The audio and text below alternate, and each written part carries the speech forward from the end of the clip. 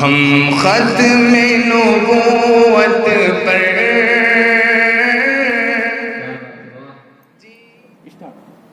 हजरत आज शहर मालेगांव में पावर लूम चालू कैसे होगा? अब कौन कौन से इलाके चालू होंगे? अब बैंक वगैरह भी सब बंद है और बालोतरा वगैरह भी बंद है, तो पावर लूम का ये बड़ा मसला कैसे हल होगा? कोरोना वायरस जैसी वबाई बीमारी जिसके पेश नज़र सरकार ने लॉकडाउन किया है, तमाम पावर लूम तमाम तर कारोबार लॉकडाउन की वजह से बंद है। लेकिन लॉकडाउन की वजह से हिंदुस्तान की मईशत डगमगा गई है। आज कोरोना वायरस की जो है बीमारी कम नहीं हुई है बल्कि बढ़ती जा रही है। कल की रिपोर्ट ये है कि पूरे हिंदुस्तान के अंदर 6,984 केस एक दिन में पाए गए। तो लॉकडाउन की वजह से अगर सरकार ये समझती थी कि आनन फानन जो है ये हुक्म नाफिज हो जाएगा और कोरोना वायरस से हम निजात पा जाएंगे, तो सरकार इसमें नाकाम रही। बगैर किसी प्लानिंग के उसने लॉकडाउन करके पूरे मुल्क के अंदर लोगों को परेशानी में मुब्तला कर दिया है। ख़ास तौर पर गरीब तबका जो है, जो रोज़ाना कमाता है खाता है, वो लोग जिन्हें हफ्ते में पगार मिलती है और उनका घर चलता है, ऐसे तमाम लोग आज बेरोज़गार हो गए, रोटी रोज़ी से महरूम हो गए। अब सरकार की आंख खुली है, कोरोना वायरस की बीमारी थमी नहीं, लेकिन ये लॉकडाउन के अंदर रियायत देना शुरू कर दी। अभी पिछले 5-7 दिन पहले जो है महाराष्ट्र सरकार ने भी कारखाने पावर लूम चालू करने का आदेश दिया और जो कंटोनमेंट एरिया है, जैसे जिसे रेड जोन हम कहते हैं, रेड जोन को छोड़ करके बाकी पूरे शहर में जो इलाके रेड जोन में नहीं आते वहाँ के पावर लूम चालू किए जाएं। लेकिन रेड जोन में जो कारीगर हैं वो वहाँ से निकलेंगे भी नहीं, रेड जोन से बाहर नहीं आएंगे और कहीं कारखाने में पावर लूम पर नौकरी करने के लिए जाएंगे भी नहीं। सरकार का ये आदेश तो आ गया है और कलेक्टर बोलो, कमिश्नर बोलो, पुलिस डिपार्टमेंट के लोग बोलो, सभी लोग ये चाहते हैं कि कारोबार शुरू हो। लेकिन मालेगांव की सूरत हाल ऐसी है कि मालेगांव पावर लूम टेक्सटाइल का शहर है और सिर्फ सरकार के आदेश से पावर लूम चालू हो जाएगा ऐसा नहीं। ये सनद टूट चुकी है।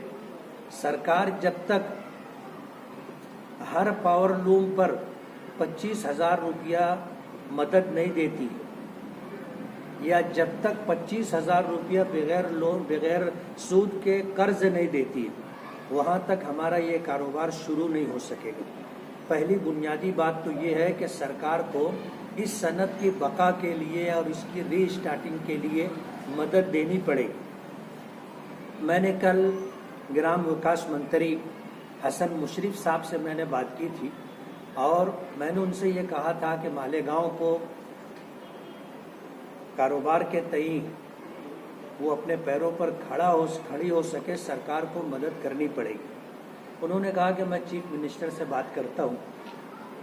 आपको पता होगा कि मालेगांव के लोगों ने जो कपड़ा व्यापारियों को फरोख्त किया था, वो सारा कपड़ा लॉकडाउन की वजह से यहीं ट्रांसपोर्ट पर और घाट प्रेस में फंसा हुआ था।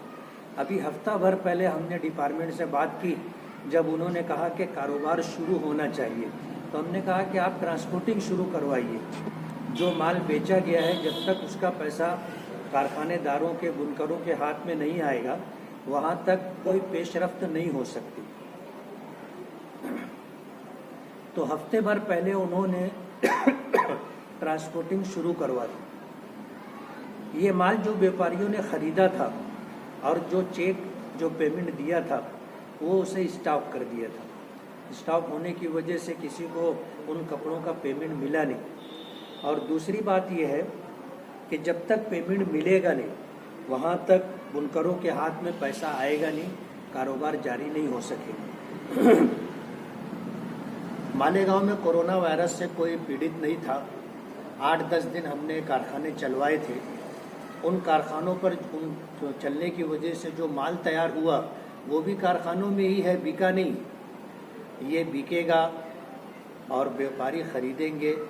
पाली, बालोतरा, बाड़मेर जहाँ फैक्ट्रियाँ हैं और हमारा ये कपड़ा वहाँ जा कर के ब्लीच होता है, डाइंग होता है और प्रोसेस से होकर के गुजरता है, तो वो पेमेंट कपड़ा व्यापारियों को मिलता है, कपड़ा व्यापारी बुनकरों को पेमेंट देते हैं। ये पूरी एक रिंग है। इस रिंग के अंदर जब तक हर पार्ट एक्टिव नहीं होगा पावरलूम चालू नहीं हो सकेगा। ये तो वो बात हो गई जो आमतौर पर समझी जा रही है, लेकिन मैं एक बहुत बुनियादी बात कहना चाहता हूँ।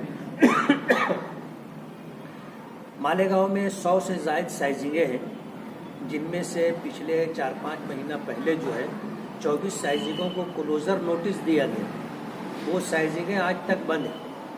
अभी लॉकडाउन के अंदर कारपोरेशन की तरफ से कुछ सनत के मुखालिफिन और वो लोग जो इस शहर के साथ, शहर वालों के साथ मुनाफकत कर रहे हैं कि एक तरफ ये आवाज़ देते हैं कि पावरलूम चालू होना चाहिए, वहीं दूसरी तरफ आज बरसरे इक़्तिदार होने की वजह से नाजायज़ फ़ायदा उठा रहे हैं और कारपोरेशन की तरफ से साइजिंग वालों को शोकाज नोटिस दी जा रही है।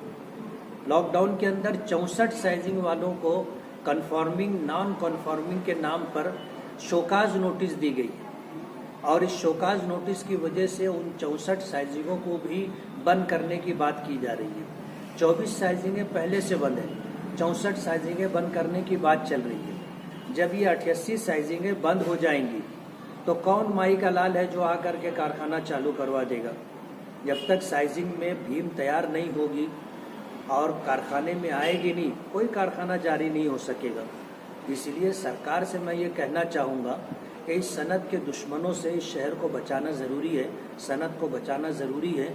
जो लोग मुनाफकत कर रहे हैं और अपने इक़्तिदार का नाजायज़ फ़ायदा उठा रहे हैं और बुनकरों को हरेसमेंट कर रहे हैं, बुनकरों को तबाह व बर्बाद करने की साजिश कर रहे हैं, ऐसे लोगों से इस शहर को बचाना ज़रूरी। साइजिंगें जब तक चालू नहीं होंगी, कारखाने चालू नहीं होंगे। इसलिए अगर सरकार या वो लोग जिनको टेक्सटाइल या पावरलूम की बात समझ में नहीं आती, हम उन्हें बताना और समझाना चाहते हैं कि अगर पाली, बालोतरा, बाड़मेर शुरू होगा, व्यापारी कपड़ा खरीद कर पेमेंट अदा करेंगे और कारखानेदारों के पास पेमेंट आ भी जाएगा। ये तमिलनाडु, कोयम्बतूर से यार न मंगवा भी लेंगे, लेकिन अगर साइजिंग बंद होगी तो ये कारोबार जारी नहीं हो सकेगा। इसलिए तमाम तर साइजिंगों को जिनको क्लोजर नोटिस दी गई है उन्हें रीस्टार्टिंग ऑर्डर दिया जाए और जिन साइजिंगों को 64 साइजिंगों को इन्होंने शोकाज नोटिस दी है वो अपनी नोटिस वापस ले, तभी जाकर के ये शहर कारोबारी एतबार से रनिंग में आ सकेगा। अगर पावर लूम के अंदर बिल का बड़ा मसला रहेगा, अभी 3 महीने से जो लॉकडाउन है, इसके ताल्लुक से आप क्या बोलेंगे? पावर बिल के ताल्लुक, पावर बिल के ताल्लुक से तो हम लोगों ने डिमांड की है और चीफ मिनिस्टर साहब का ऑर्डर भी आया था कि जब तक लॉकडाउन ख़त्म नहीं होता वहाँ तक पावर बिल जो है इसकी डिमांड ना की जाए, मुतालबा ना किया जाए। लेकिन मैं ये कहना चाहता हूँ कि सिर्फ मुतालबा ना करने से मसला हल नहीं होगा।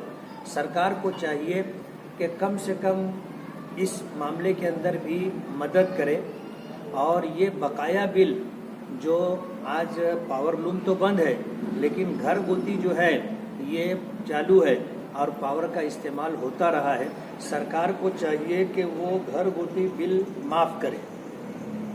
और इसी तरह कारपोरेशन से हमारी ये डिमांड है कि वो इन मालेगांव की गरीब आवाम से घर पट्टी भी माफ़ करे।